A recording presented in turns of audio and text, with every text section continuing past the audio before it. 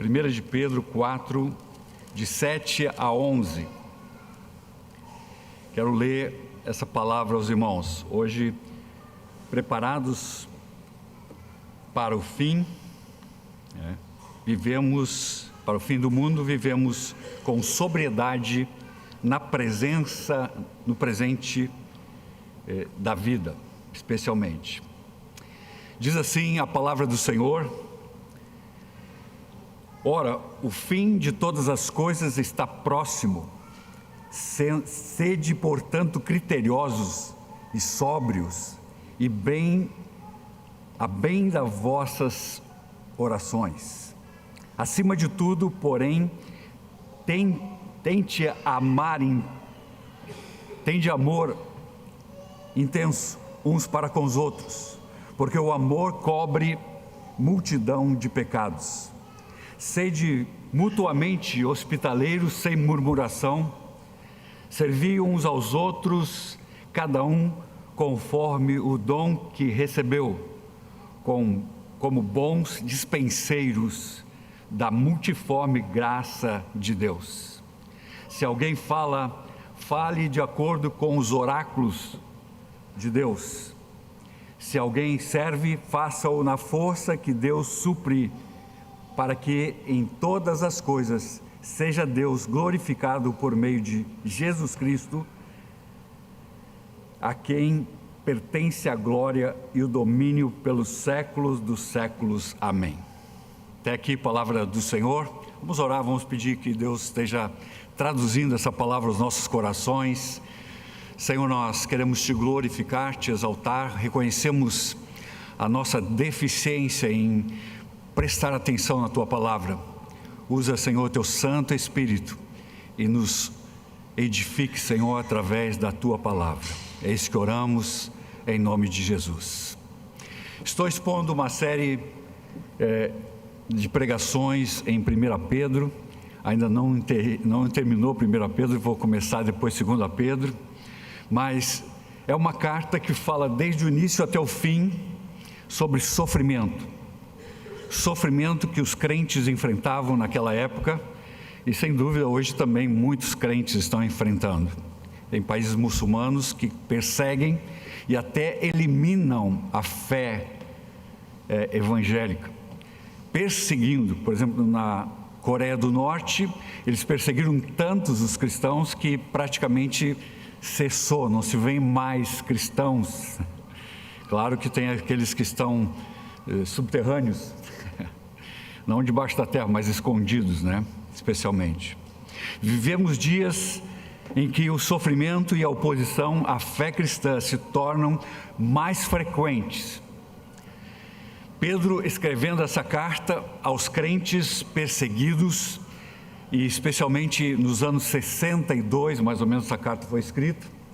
Logo em seguida começou a grande perseguição dos cristãos, com Nero colocando fogo em Roma, dizendo que eram os cristãos. Cair realmente foi bem difícil. Muitos eram perseguidos e fugiam do lugar, perdiam tudo, família, bens, trabalho, e fugiam do local. Alguns chegavam em alguns pontos onde crentes haviam, batiam na porta, diziam: tem lugar aí para nós, porque nós somos perseguidos. E ele chama a atenção para a hospitalidade. Interessante isso, Nós precisamos cultivar esse dom, de hospitalidade. Mas aqui nós vemos então o contexto. Nesse texto nós encontramos uma convocação à sobriedade, à comunhão e à perseverança em meio ao fogo.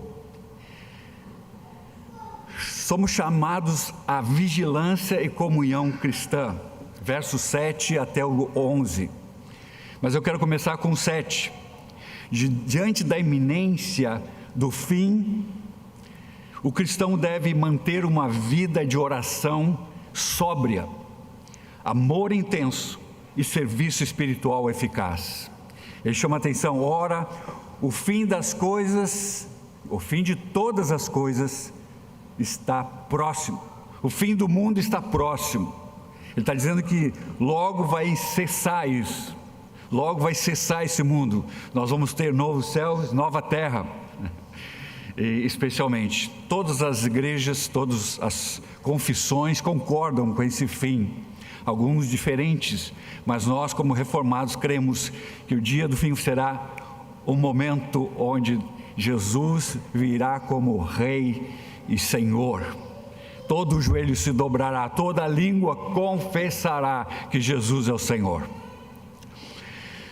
A sobriedade na oração, mas já que está próximo o fim de todas as coisas, portanto, sede sóbrios, vigiai com oração, ou em oração. A consciência escatológica aqui, do que vai vir, sem dúvida, deve nos levar à disciplina espiritual. Às vezes as coisas não estão acontecendo, está demorando e a gente relaxa, né? Mas como cristãos, nós precisamos sim manter a vigilância, né? Especialmente, a oração se torna um instrumento de equilíbrio e clareza, não de desespero. Eu vejo que nossas orações das 6h30 até as 7 têm sido pouco frequentadas.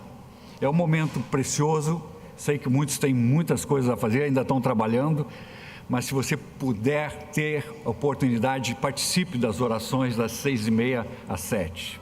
É um momento precioso. Em tempos difíceis, nossas orações devem ser centradas na vontade de Deus, resgatadas por fé e sobriedade, ser sóbrio, longe do pânico escatológico, longe de que, aliás, uma história muito interessante, há poucos, nesse século ainda passado, nós tivemos ainda aquela ideia de que Jesus vai voltar e pessoas venderam todos os seus bens, se vestiram de branco e subiram nos prédios para esperar a volta, porque o dia estava marcado, né? Infelizmente não foi aquela época. Uma das coisas que a Bíblia não fala é o dia que ele vai voltar. Então é o momento de estarmos vigilantes, sóbrios para a volta do Senhor, né? Como uma sentinela vigia a porta durante a noite, o crente deve permanecer em comunhão com o Senhor, vigiando em oração. A oração sóbria é o leme que mantém o cristão firme em meio às tempestades. Oração sóbria é o leme que mantém o cristão firme em meio às tempestades. O amor que cobre multidão de pecados. Interessante, verso 8.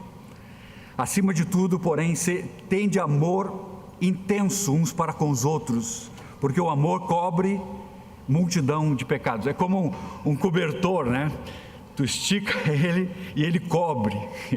A ideia aqui, tendo antes de tudo, tende o amor ardente, é aquele que tolera, perdoa e protege. É a base da comunidade cristã. Em tempos de crise, ter compaixão, tolerância, isso tem sido difícil, né, nos nossos dias. Ter compaixão, tolerância, perdão, né, especialmente. E em meio ao sofrimento, não podemos deixar que as feridas internas nos dividam. O amor nos chama à reconciliação e à unidade. Às vezes levamos dificuldades, principalmente porque não conseguimos perdoar, mágoas que nos travam, que nos entristecem, mas nós precisamos relevar isso com oração e com perdão, especialmente. Assim como uma manta cobre o frio de um desabrigado, o amor cobre a fraqueza dos irmãos. Você entendeu? Uma coberta, né? Cobre multidão de pecados. O amor cristão é o bálsamo que cura as feridas abertas pela perseguição. Verso 9 a 11 diz assim: sede mutuamente hospitaleiros sem murmuração, servi uns aos outros, cada um conforme o dom que recebeu, com bons dispenseiros da multiforme graça de Deus. E o 11, se alguém fale, o 11 vou deixar mais para diante, mas o verso 9, servir uns aos outros, cada um conforme o dom que recebeu. Pedro fala aqui especialmente dos dons de serviço. Ambos devem ser usados para edificação mútua e glória de Deus. Como você tem usado seus dons? Aliás, você conhece seus dons? Todos nós, no mínimo, temos 2 ou mais dons, tá? Um não é só um, é mais de um. Então, identifique seu dom e use-o em favor dos irmãos, especialmente em tempos de necessidade e escassez. Como mordomo fiel, você vai na despensa e pega os mantimentos, não é assim? Administra os bens de seu Senhor. Assim, devemos administrar os dons que Deus nos deu. Use fielmente os seus dons, porque eles transformam a comunidade, eles transformam a igreja. Você usando os seus dons, você vai ser um instrumento de Deus para transformar as nossas vidas e também, especialmente, aqueles que estão à nossa volta. Imagine, naquela época vinha o pessoal perseguido e bate na porta. Diz, olha, você pode nos abrigar aqui, eu, minha esposa e mais 9 filhinhos. Já pensou, hein? Receber esse povo, como é que vai ser? Aí o cara chega assim, não, pode vir, mas lá no coração assim, 9, agora eu vou ter que dar alimento para todos, cama, já pensou? Tirar do meu conforto? Era uma expressão bem difícil, né? O uso fiel dos dons transforma a comunidade em um refúgio de graça. Uma comunidade cristã que ora com sobriedade, ama com intensidade, serve com fidelidade, é como um farol em meio à escuridão. Você sabe a função do farol perto da margem, né? Na beira do mar, na praia, o farol dirige os navios para não chocarem nas pedras ou não encalharem, né? Especialmente.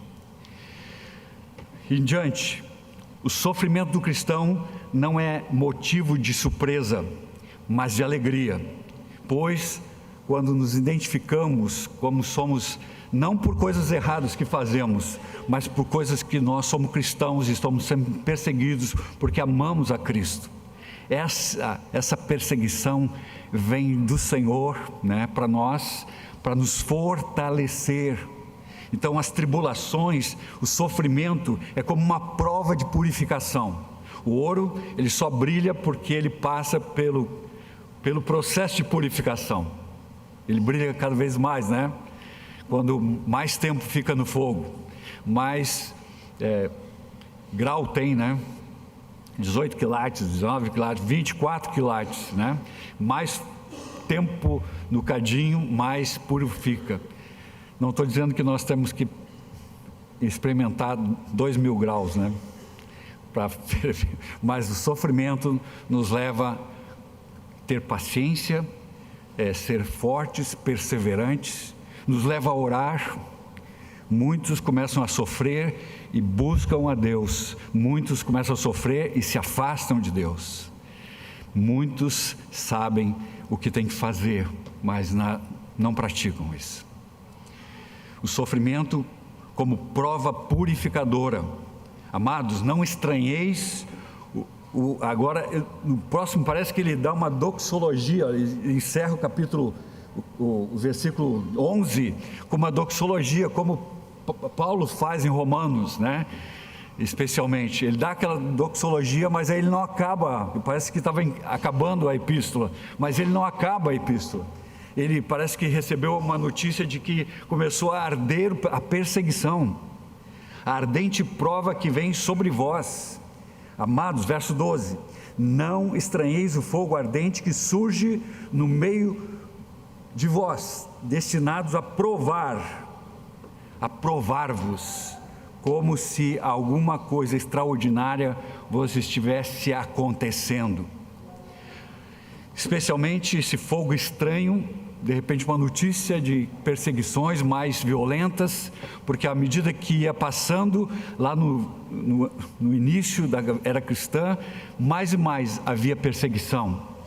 A perseguição foi parar só quando, em 300 depois de Cristo, quando o cara declarou todo mundo agora é cristão, né? O Diógenes, especialmente. O sofrimento é um fogo com propósito divino para provar e purificar-nos. Ao invés de fugir do sofrimento, devemos perguntar: o que Deus quer me tratar? O que Deus quer tratar em minha vida através desse sofrimento? O ouro só brilha se passar pelo fogo. A fé também não brilha se não passar por sofrimento. A provação não é um sinal de abandono de Deus, mas de lapidação, de preparo às nossas vidas. A alegria de participar do sofrimento, verso 13. Pelo contrário, alegrai-vos mesmo na mesma medida em que sois co-participante do sofrimento de Cristo, para que também na revelação de sua glória vos alegreis exaltando. A alegria, de fato, ela serve para nos moldar porque Jesus sofreu por mim e por você, e foi quase desumano o sofrimento de Jesus. Especialmente, alegrai-vos no fato de seres participante da aflição, das aflições de Cristo. O sofrimento nos une a Cristo, não apenas em sua dor, mas também na sua glória futura. Quanto mais perseverantes somos, mais podemos esperar a promessa de vida eterna. Ora, o fim de todas as coisas está próximo. Sede, portanto, criteriosos. É um anúncio de vigilância para nós. A honra de sofrer como Cristo, ou como cristão. Se por Cristo sois vituperados, bem-aventurados sois. Bênção, pois, sobre nós repousa o Espírito da glória.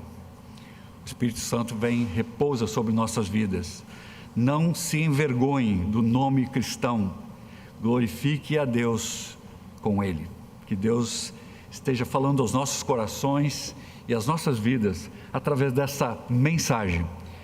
O tempo está próximo. Como diz prepare-se para o fim do mundo, aguardando o dia glorioso do retorno do Senhor. Às vezes a gente acha que está longe, né? A gente acha que vai demorar, a gente não sabe, mas nós precisamos vigiar. Essa, então, a palavra de hoje para a igreja do Senhor, que vocês fiquem firmes, vigilantes, perseverantes na oração, e entendendo que o fogo ardente que nos cerca através da perseguição, através do sofrimento, são coisas que Deus nos dá para nos fortalecer e nos robustecer na fé.